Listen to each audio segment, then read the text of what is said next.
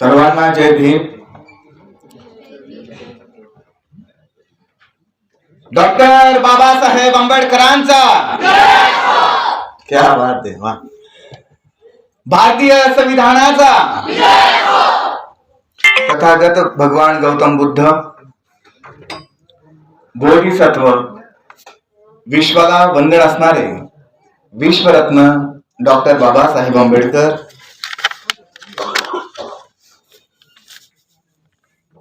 स्वराज्याचे संकल्पक फर्जत शहाजी महाराज, स्वराज्याचे प्रेरणास्थान राष्ट्रमाता जिजाऊ माँसाहेब,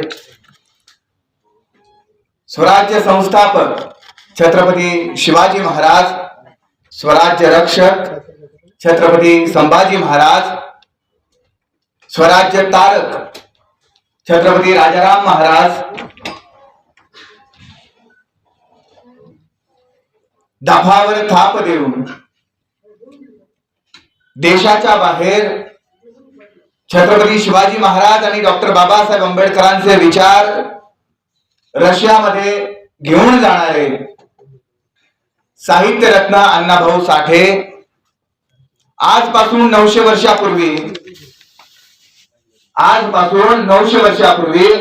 स्त्रियांना, महिलांना राजसत्तेवर आपले विचार मांडण्यासाठी, आपले हक्क आणि अधिकार मांडण्यासाठी 50% आरक्षण देणारे महात्मा बसवेश्वर अर्थात बसवण्णा, महिलांना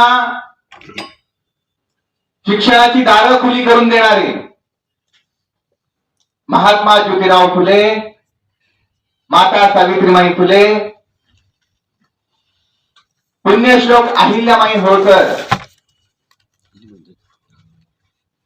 फातिमा बी शेख या देशासाठी आदिवासी बांधवांना एकत्र करून इंग्रजांच्या विरोधात बंड पुकारणारे 1875 साली ज्यांचा जन्म या भारत देशामध्ये झाला, आदिवासी समाजामध्ये झाला, उलगुलांची घोषणा देणारे अबुआ राज, अबुआ धरती, अबुआ राज अशी घोषणा देऊन इंग्रजांच्या विरोधात बंड पुकारणारे आदिवासी जननायक सम्राट बिरसा मुंडा,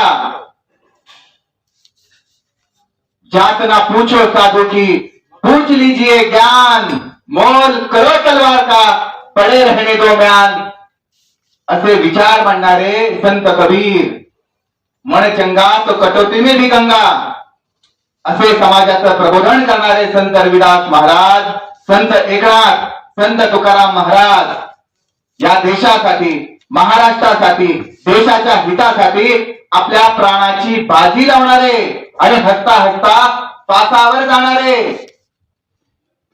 सरफरोशी की तमन्ना अब हमारे दिल में है, देखना है जोर कितना बाजुए कातिल में है असे म्हणणारे शहीद आजम, राष्ट्रपुत्र शहीद भगत सिंग, राजगुरु सुखदेव, अशफाकुल्ला खान, राम प्रसाद बिस्मिल, लाला लजपत राय या सर्व महापुरुष, महावीर, थोर क्रांतिकारक, समाज सुधारक यांना मी हसन सय्यद सर्वप्रथम मान, सन्मान आणि अभिमानाचा मुजरा करतो. खरं तर आज भारतीय राज्यघटनेचा दिवस अर्थात भारतीय संविधान दिवस आहे आणि या संविधान दिवसाच्या निमित्तानं आपण सर्व मान्यवर, गुणी मान्यवर या ठिकाणी स्थानपन्न आहात आणि सामाजिक न्याय विभागाच्या वतीने हा देखना, रुबाबदार, सुंदर सोहळा आज पूर्णत्वास जात आहे आणि याचं आयोजन, नियोजन, प्रायोजन आदरणीय आपले समाज कल्याण विभागाचे सहाय्यक आयुक्त, कर्तव्य दक्ष अधिकारी, सन्माननीय सहाय्यक आयुक्त आदरणीय राधाकृष्ण देवडे साहेब यांच्या मार्गदर्शनाखाली सर्व अधिकारी, पदाधिकारी, सर्व कर्मचारी या ठिकाणी अतिशय जोमानं काम करताना आणि ते पूर्णत्वास घेऊन जाताना आपल्याला पाहायला मिळत आहे.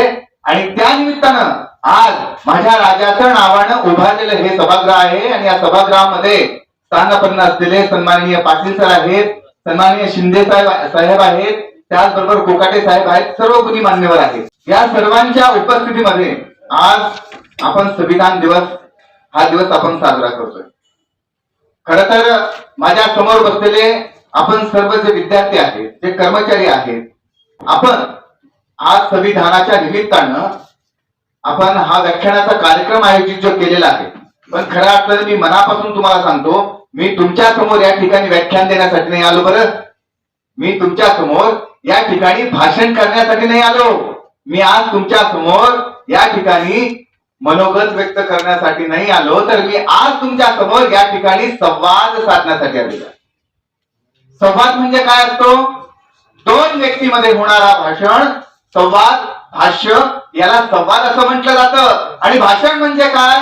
तर असंख्य लोक समोर बसलेले आहेत, एक वक्ता बोलतोय, त्याला आत्मसंवाद असं म्हटलं जातं. आत्मसंवादाने विचाराचं मंथन केलं जात नाही, तर संवादाच्या माध्यमातून आपले विचार स्पष्ट केले जातात. म्हणून आज तुम्ही माझ्या समोर बसलेले माझ्या बहिणी आहेत, माझे भावंड आहेत. या बहिणी आणि भावंडांसमोर मी तुमचा लहाना भाऊ, छोटा भाऊ असेल, हा भाऊ म्हणून तुमच्या समोर मी आज या ठिकाणी व्यक्त होत आहे संवादाच्या माध्यमातून. आणि म्हणून आम्हाला संवाद साधायचा आहे आज संविधान दिनाच्या निमित्तानं. घर में आग लगी है, घर में आग लगी है, सब कुछ जल गया है. घर में आग लगी है, सब कुछ जल गया है. रिश्तेदार आए, आसपास वाले आए, सब देखकर चले गए, सब देखकर चले गए. लेकिन एक दोस्त था, वो आया, उसने आकर पूछा, भाई क्या क्या जला है? दोस्त ने पूछा, भाई क्या क्या जला है? मैंने पूछा, सब कुछ जल गया है, बस मैं बाकी रह गया हूँ. उस दोस्त ने आंख से आंसू निकाले और मुझे गले लगा लिया, हृदय से लगा लिया और बोला, अरे पगले, फिर जला ही क्या है? लक्षात आलं तुमच्या?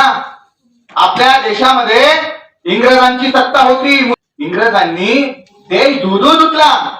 एका काळामध्ये असं म्हटलं जायचं, मेरा भारत देश महान है, मेरा भारत देश सोने की चिड़िया है.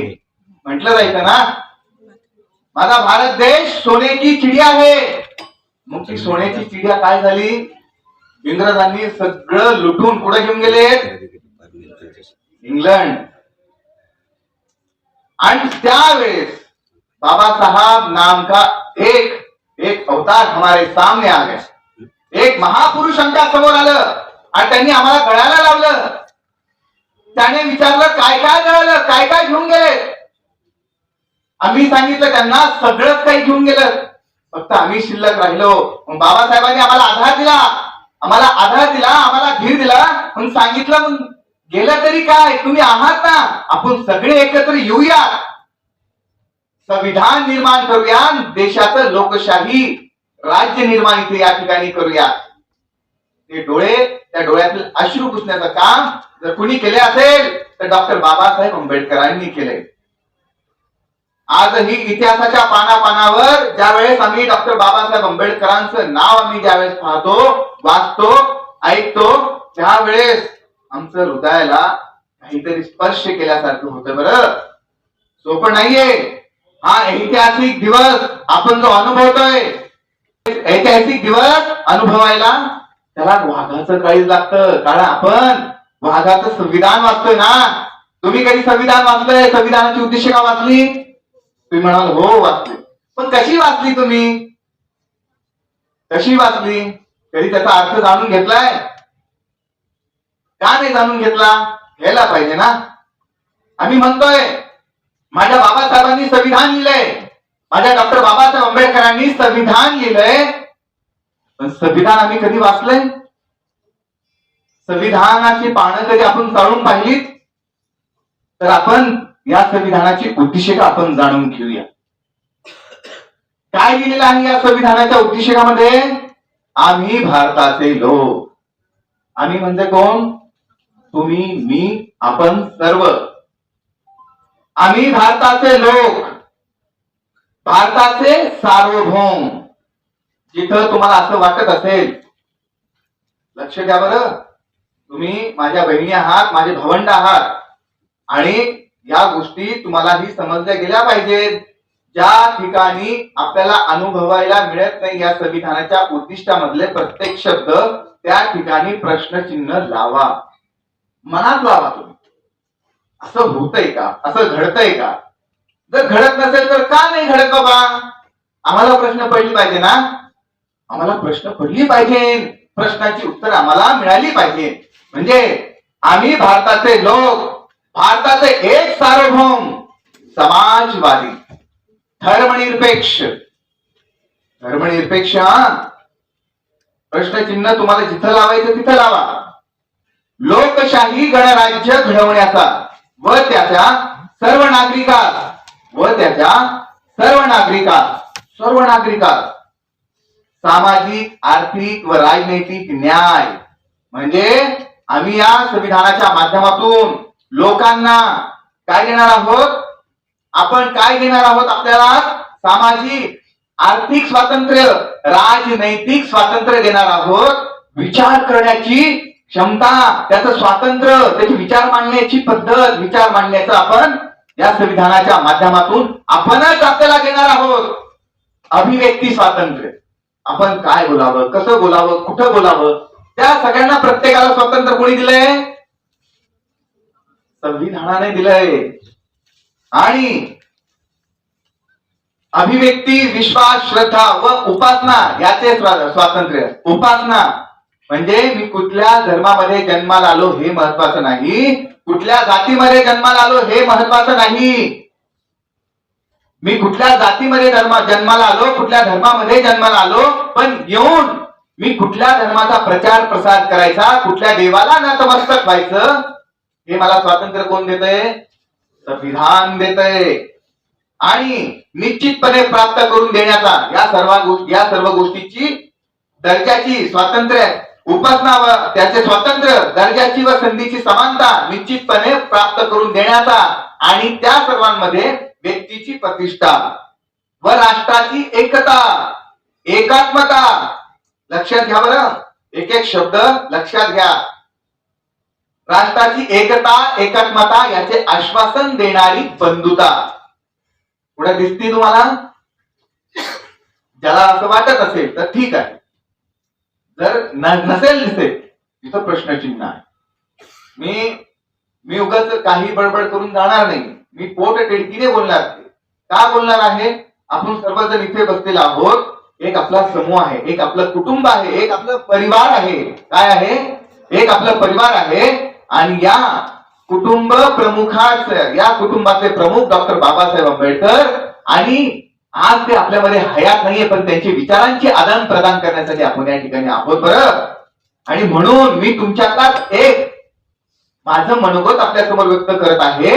काय? की या राष्ट्राची एकता आणि एकात्मता याचे आश्वासन देणारी बंधुता प्रवर्धित करणारा संकल्पपूर्ण निर्धार करून आमच्या संविधान सभेत आज दिनांक 26 नोव्हेंबर 1949 रोजी याद्वारे हे संविधान अंगीकृत आणि अधिनियमित करून स्वतः प्रत अर्पण करीत आहे. लक्षात आलं? आपण हे संविधान, आपण लिहिलेलं संविधान कोणाला देत आहोत? आपल्याला देत आहोत. का देत आहोत?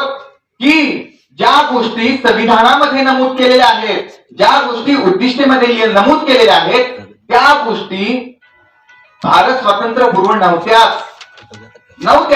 म्हणून ही सगळी गोष्ट लिहिण्याची वेळ या ठिकाणी आलेली आहे. भारत स्वातंत्र्यपूर्वी आपण साधारणतः 1000 वर्षापासून तर 1700 वर्षापर्यंतचा आपण इतिहास घेऊया. 700 वर्ष कुणाची राजवट होती या देशामध्ये? मुसलमानांची राजवट होती. कुणाची होती? मुस्लिम राजवट होती. 700 वर्षामध्ये मुस्लिम राजसत्ता याने भारतामध्ये आपली राजसत्ता स्थापन केली.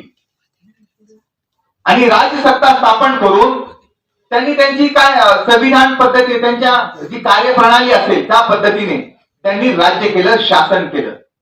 त्याला काय म्हटलं जायचं? सरंजामशाही. मुस्लिम साम्राज्यानंतर ब्रिटिश सरकार आलं. ब्रिटिश सरकार 1750 मध्ये आलं. कुठं आलं? आपल्या भारत देशामध्ये आलं. मग ब्रिटिश सरकारने काय केलं? इथलं भारतामधली जी संपत्ती होती, साम्राज्यवाद इथली जी संपत्ती होती, इथून कमवायचं आणि कुठे घेऊन जायचे? इंग्लंडला घेऊन जायचे. आपल्या भारतीय लोकांचं स्वातंत्र्य हिरावून घेतलेलं आहे. होतं.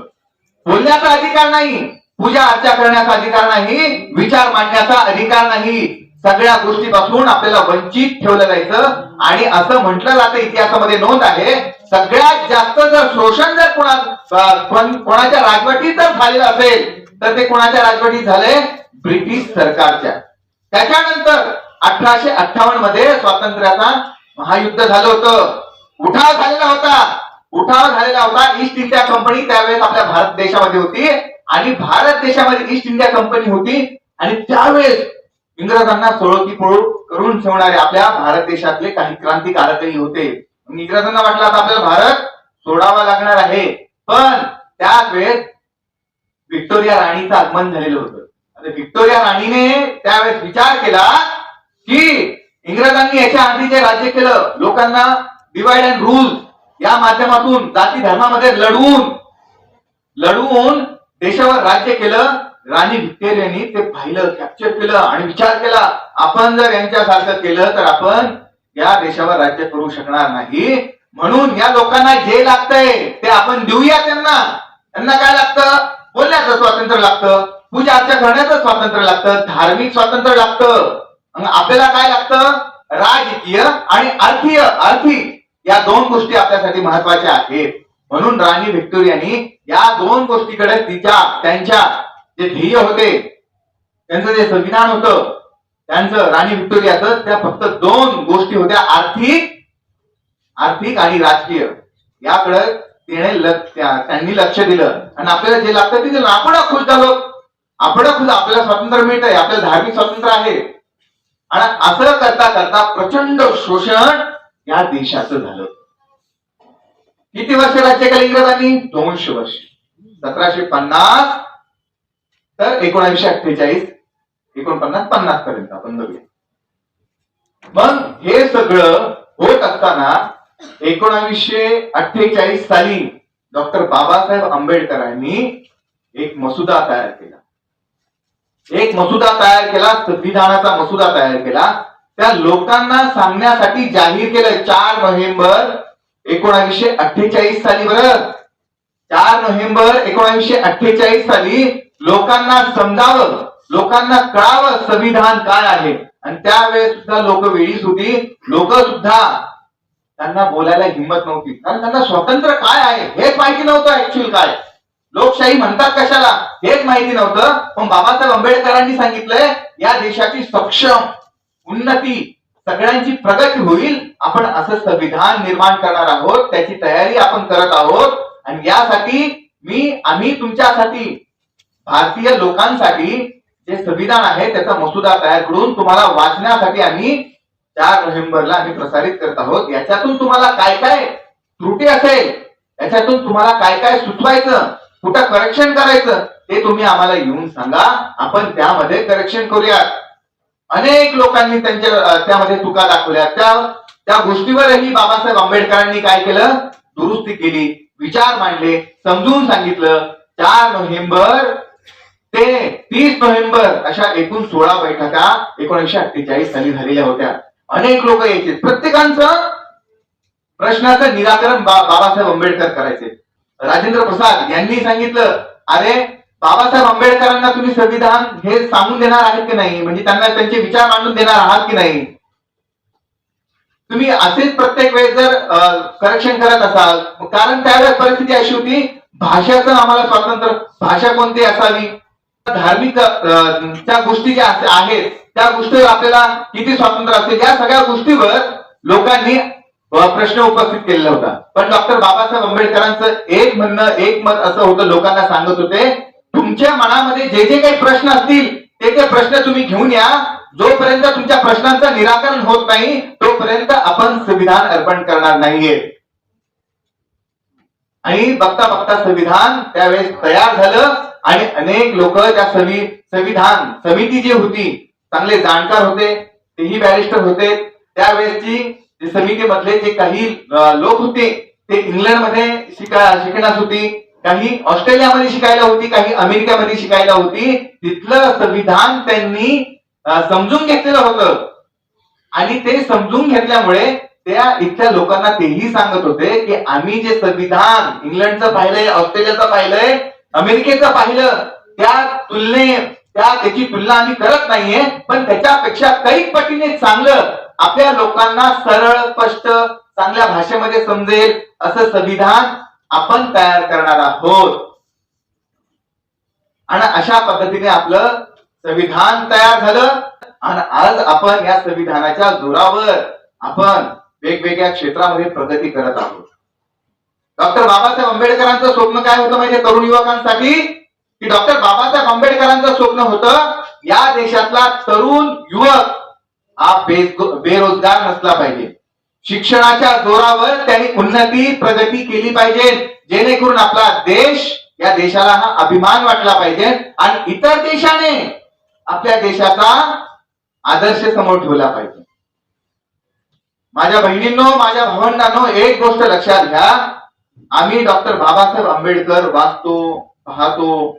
बाबासाहेब आंबेडकर हे आमच्या जीवनातील की त्यांचा आदर्श आपण समोर ठेवल्यानंतर आपण या देशामध्ये सर्वोच्च पदावर विराजमान होऊ शकतो, असं त्यांनी आदर्श निर्माण केलेला आहे.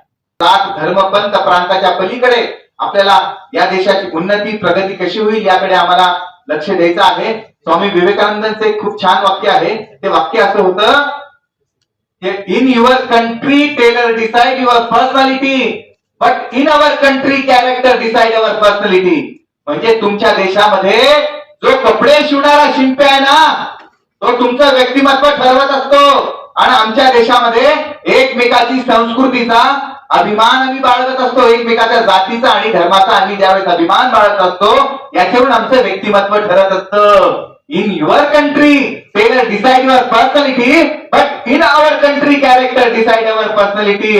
मी मुस्लिम आहे, लक्षात घ्या, मी मुस्लिम आहे, मला अभिमान आहे, पण लक्षात घ्या, ज्या माणसाला स्वतःच्या धर्माचा अभिमान असतो ना, तो माणूस दुसऱ्याच्या धर्माचा तिरस्कार कधीच करत नाही.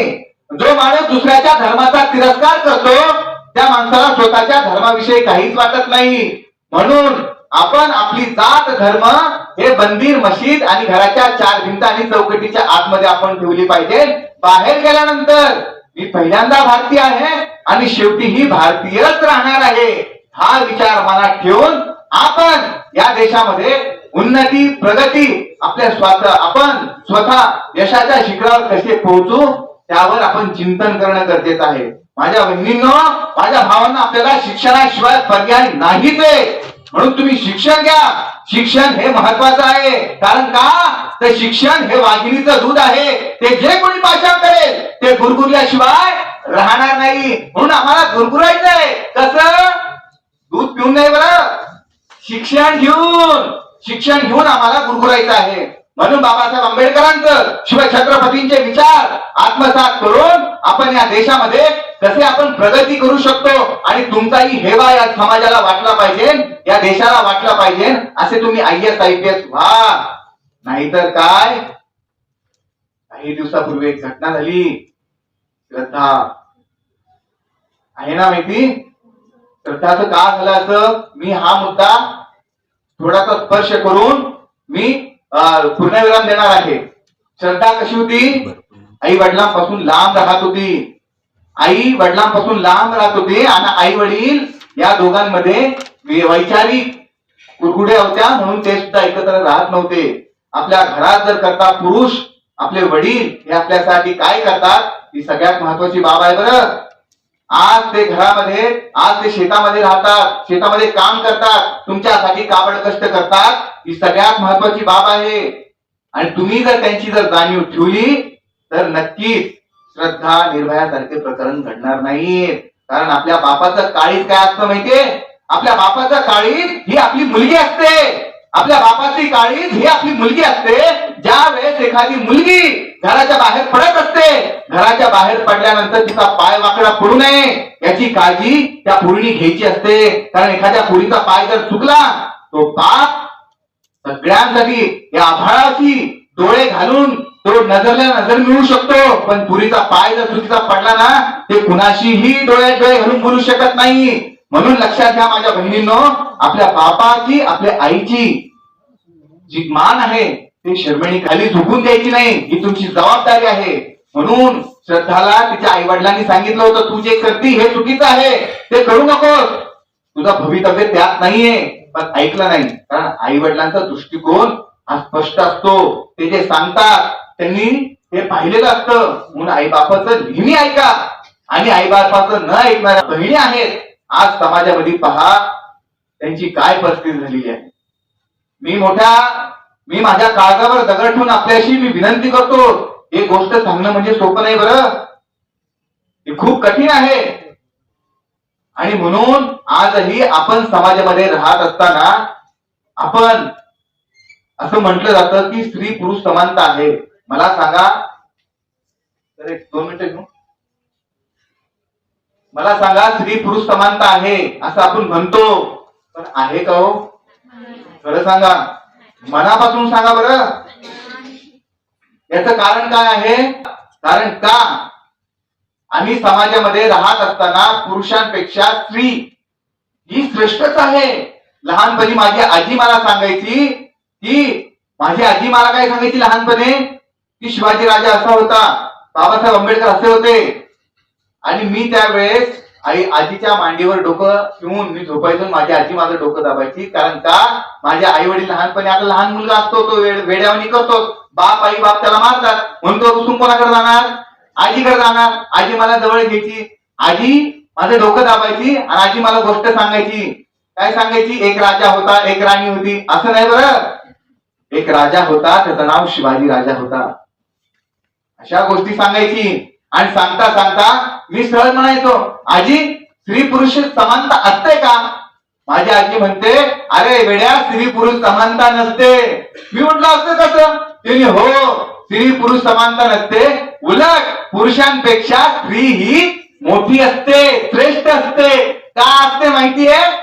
त्याचं कारण असं आहे, ज्या वेळेस एखाद्या पुरुषाला वेदना होतात ना, ज्या वेळेस एखाद्या पुरुषाला वेदना होतात, त्या वेदना सहन करण्याची क्षमता 47 मिनिट असतात बरं.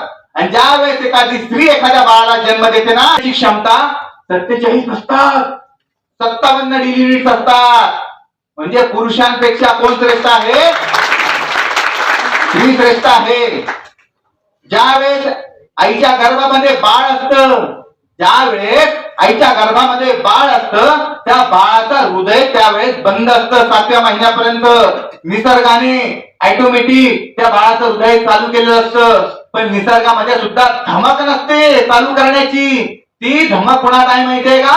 आईच्या हृदयामध्ये आहे. आईच्या हृदयातला एक पल्स, एक ठोका त्या बाळाच्या हृदयाला दिला जातो. ज्या वेळेस त्या बाळाच्या हृदयाला तो ठोका दिला जातो ना, तो हृदय, बाळाचं हृदय कधीच बंद पडत नाही. ज्या वेळेस बंद पडतं त्यावेळेस माणूस या जगामध्ये कधीच नसतो. म्हणून आई ही सगळ्यात श्रेष्ठ आहे. माझी माऊली, माझ्या बहिणी, माझ्या महिला पुरुषांपेक्षा ही श्रेष्ठ आहेत. म्हणून महिलांनी एक गोष्ट लक्षात घ्या, आपल्या आई बापाचं आपण काळीज आहोत. समाजामध्ये वावरत असताना हे बुरसटलेल्या समाजामध्ये काही विचारसरणीचे लोक असतात बरं, त्यांची नजरा तुमच्यावरच असतात. त्या नजरा वाचून आपल्याला समाजामध्ये अभिमानाने आणि स्वाभिमानाने जगायचं असतं. म्हणून एक गोष्ट तुम्ही लक्षात घ्या की आपण आपला एक नियम तयार करून ठेवा. आपल्याला रोजच्या दैनंदिन जीवनामध्ये कसं राहायचं, कसं वागायचं, कुणासंग किती बोलायचं, अनोळखी पुरुषांबरोबर, अनोळखी व्यक्तींबरोबर, अनोळखी मित्रांबरोबर कधीच बोलायचं नसतं बरं. पूर्वीचा काळ आणि आताचा काळ खूप वेगळा आहे. प्रेमाची व्याख्या बदलत गेली. एका शाळेमध्ये एक मुलगा आणि एक मुलगी एकमेकावर प्रेम करायचे, पण ते कधी एकमेकाबद्दल कधी बोलले नाही. कुणी याला प्रपोज केलं नाही, कुणी तिला प्रपोज केलं नाही. लक्षात घ्या, त्यावेळेस प्रपोज करायची सुद्धा हिंमत होत नव्हती. का? तर आम्ही जर केलं, प्रपोज मारला तर काय होईल? आमच्या आई बापाला कळत, आमचे आई बाप आम्हाला घरात जिवंत ठेवणार नाही.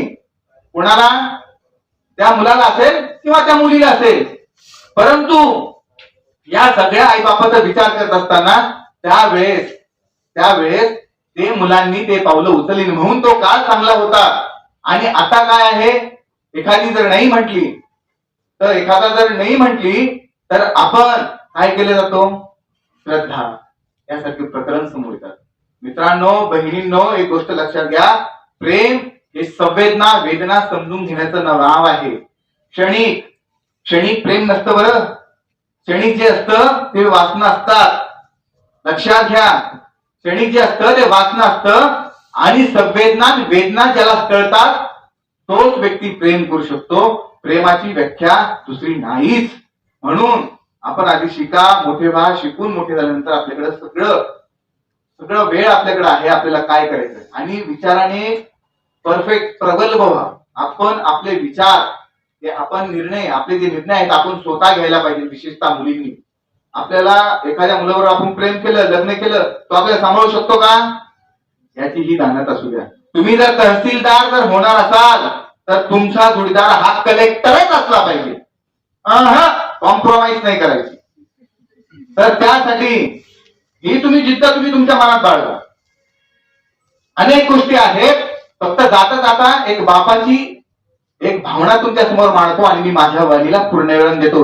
आता कदाचित जर भविष्यात जर मला कधी परत एकदा संधी मिळाली तर मी पुन्हा नवीन विषय घेऊन मी तुमच्या समोर येईल आणि आपण त्यावर चर्चा करूयात, बोलूयात. भाषण नाही बरं, कारण भाषण देणारे हे नेते असतात का. भाषणाने कोणी सुधरू शकत नाही. रात्री मला पाथर्डी येऊन यायला 2 वाजलेत. आता जर कार्यक्रम नसता तर मी आज मुक्कामी असतो, पण 2 वाजलेत. सकाळी 6ला उठलो आणि लवकर आवरलं कारण मागच्या उशीर झाला होता. म्हणून म्हणलं आज आपण अर्धा 1 तास लवकरच जाऊया. मी रात्री गेल्यानंतर माझे वडील मला म्हणाले 2 वाजलेत, इतका उशीर. मी म्हटलं हो, उशीर झाला. ते म्हणे भाषण करून करून कोणी सुधारलं नाही म्हणे. काय म्हणे, भाषण ऐकून कोणी सुधारलं नाही. तर सुधारले असते तर तू भाषणाला गेला नसता. पण मला अभिमान आहे तू सुधारला. कारण का मी सुधारलो, माझ्या घरातली माझी लहान मुलगी, माझा मुलगा हे सुद्धा बाबासाहेब पाहतात, शिवाजी महाराज पाहतात. माझ्या घरामध्ये अशी एक कपाट आहे. त्या कपाटामध्ये बाबासाहेबांचे, डॉक्टर बाबासाहेब आंबेडकरांचे, शिवाजी महाराजांचे, महात्मा फुलेंचे सर्वांचे पुस्तक आहेत, काही ट्रॉफीज आहेत. आणि माझ्या मुलांना सुद्धा तेच. म्हणजे काय, आपण ज्यावेळेस सुधारतो आपलं कुटुंब सुधारतं, आपलं कुटुंब ज्यावेळेस सुधारतं, आपल्या शेजारी माझी कॉलनी आहे, चाळ आहे, त्या चाळीला फारसा अंतर नसतो घरामध्ये. म्हणजे आमची पूर्ण चाळ ही चांगल्यापैकी बऱ्यापैकी प्रबोधनाच्या विचाराच्या माध्यमातून हातात विचारांची मशाल घेऊन फिरत असतात. म्हणून सून झाले घरदार खोपा राहिला पडून, काळातली ही चिमणी बघा चालली उडून. लेकी बाईच जगन बाहुलीचा खेळ सारा. लेकी बाईच जगन बाहुलीचा खेळ सारा. एक जळणारी वात उजाडते 2 घर. तानाजी कडा चढला बाजी खिंडीत लढला. इतिहास यो मर्दांचा सैतानांशी तो भिडला. परझाशीच्या राणीचा कसा विसर पडला. वट सावित्री बाईचा कसा विसर पडला. थोर जिजाईच्या पोटी राजा शिवाजी घडला. राजा शिवाजी घडला.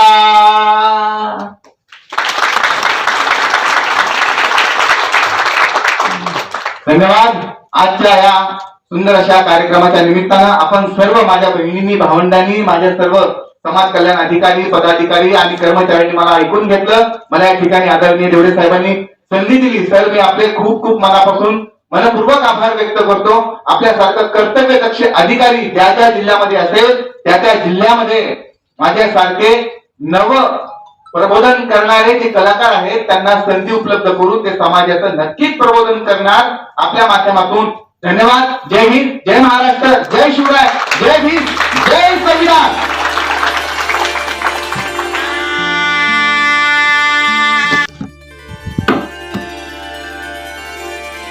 अतिशय सुंदर